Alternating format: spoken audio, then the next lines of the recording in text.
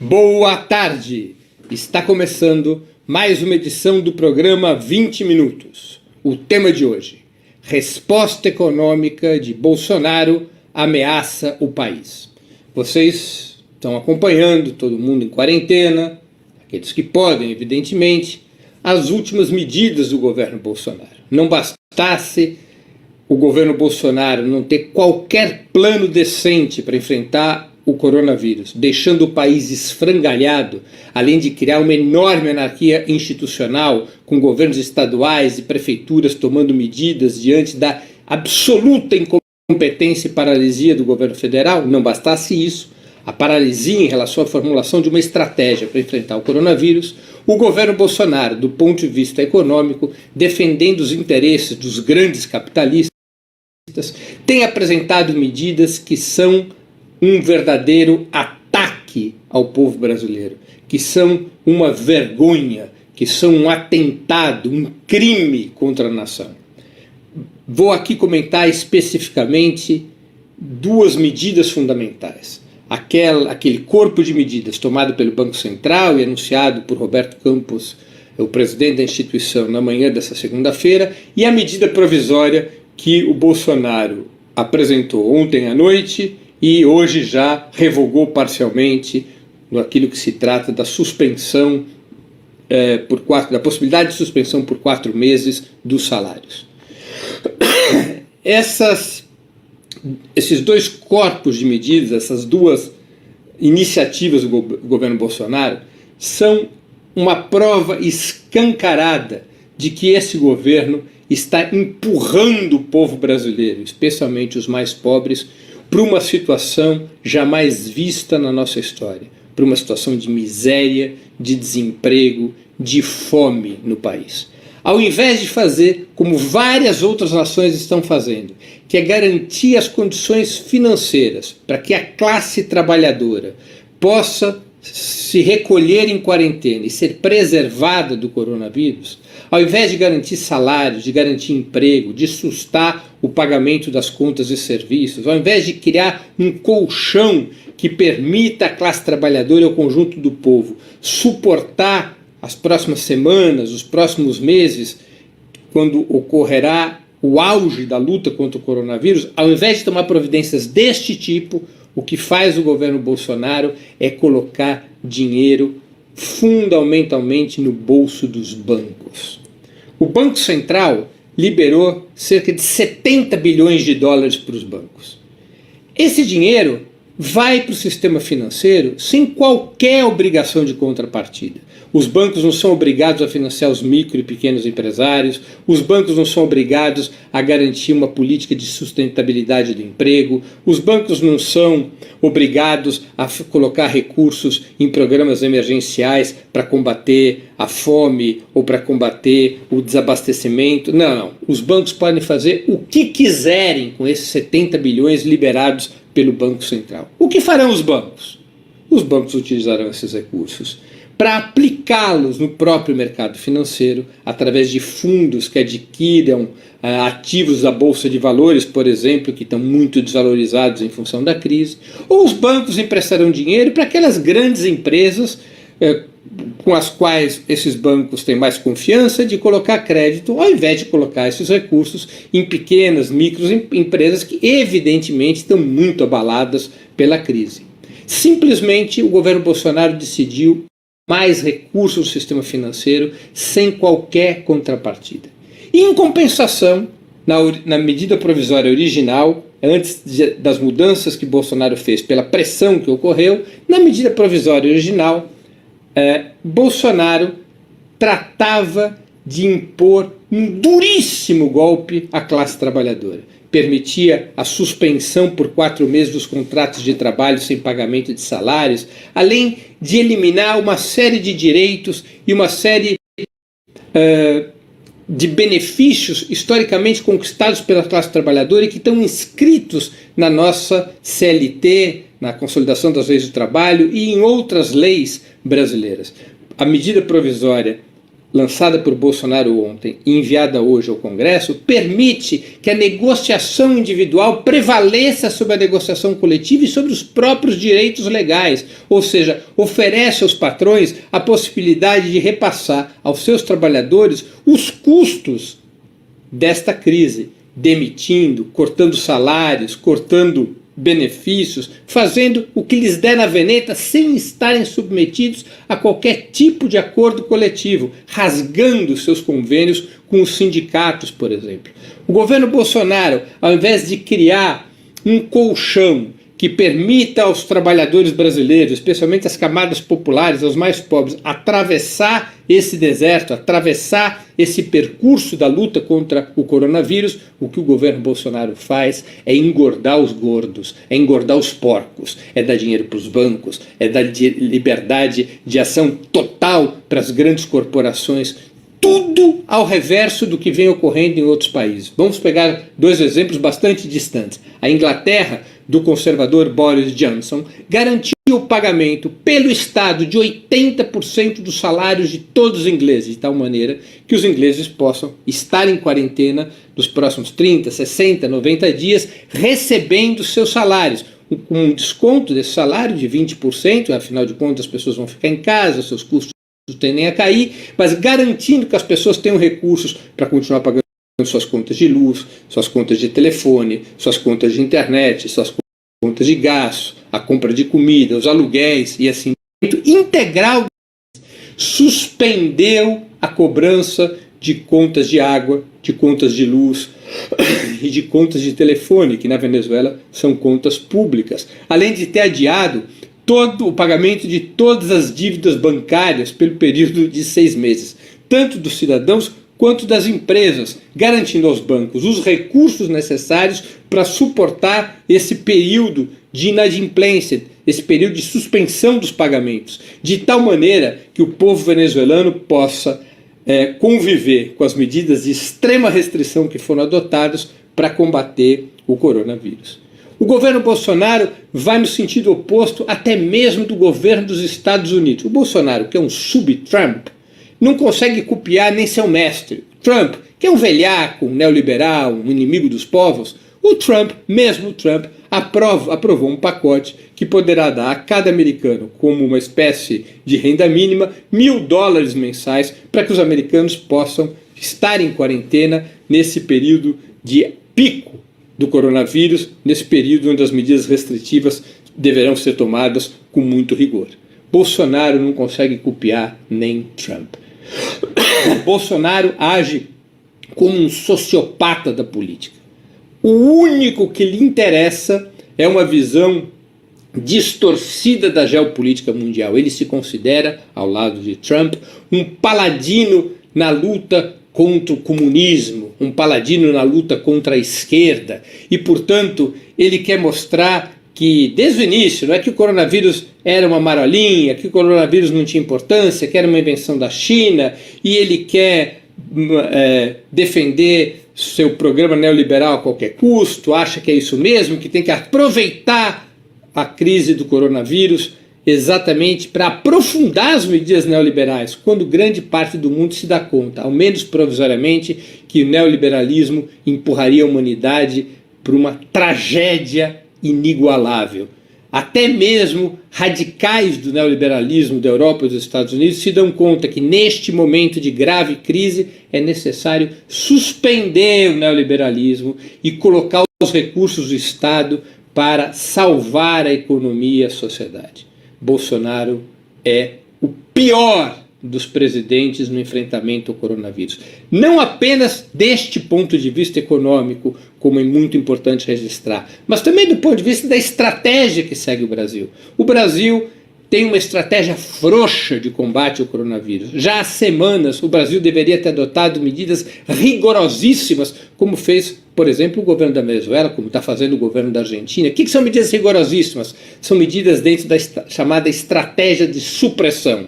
Que a estratégia de supressão é um combate radical ao coronavírus logo no seu início, medidas duras que são tomadas tomadas exatamente para que elas possam durar menos tempo. Medidas de confinamento, medidas de fechamento das fronteiras aéreas, medidas de fechamento das fronteiras terrestres, medidas de isolamento das regiões do país que estão menos contaminadas em relação às regiões que estão mais contaminadas. O Nordeste e o Norte já deveriam ter sido isolados do resto do país, permitindo apenas o transporte de carga, por exemplo, porque lá é menor a incidência do coronavírus e o fluxo de contaminação vem do sul-sudeste para o norte e nordeste, além das viagens ao exterior.